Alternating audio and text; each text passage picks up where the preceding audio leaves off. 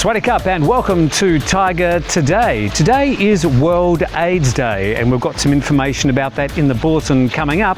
Also some good news out of the Bank of Thailand Economic and Policy Department.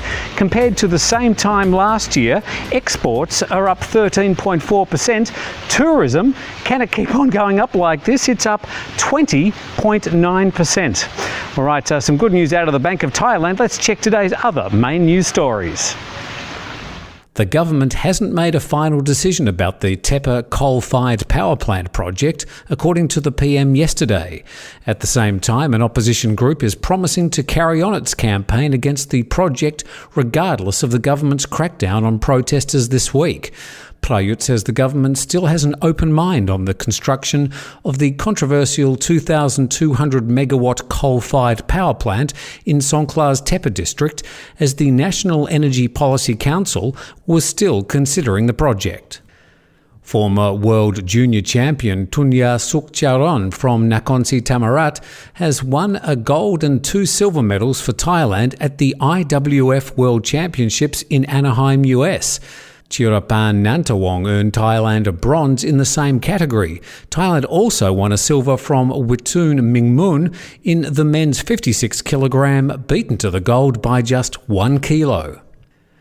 Today is World AIDS Day and authorities acknowledge there's still a lot of work to do in Thailand.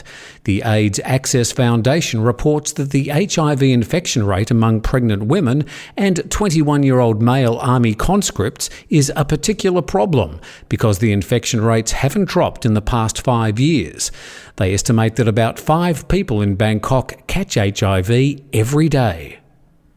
The Central Institute of Forensic Science has been unable to match the DNA of the 18-year-old deceased cadet with the preserved organs that were believed to have been removed from his body, reportedly because of a shortage of required chemicals to perform the tests.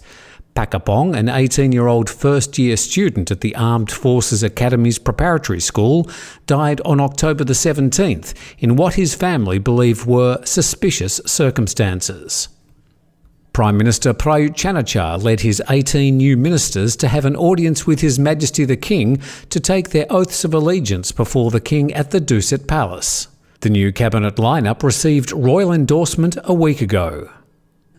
2 civilians injured after Muslim insurgents detonated a homemade bomb in Narathiwat are recovering in hospital. The homemade bomb, assembled in a cooking gas cylinder, was hidden in a drainage pipe under the road. When 8 soldiers in 2 armoured personnel carriers arrived at the scene, insurgents detonated the bomb with a walkie-talkie. The 2 civilians were hit by shrapnel from the explosion. And the Thai Meteorological Department has issued a weather warning saying that a low-pressure cell covering Malaysia and the lower south of Thailand is moving over the Andaman Sea. They say seas around the island today could get up to 2 to 3 metres. Well, that's all the main news stories from around Thailand and Phuket. Checking the weather, and they're expecting between 60 and 80% rain for the rest of today. Looking to the weekend, some more rain on the way, I'm sorry to say. Thank you very much for joining us this week. We'll be back again next week.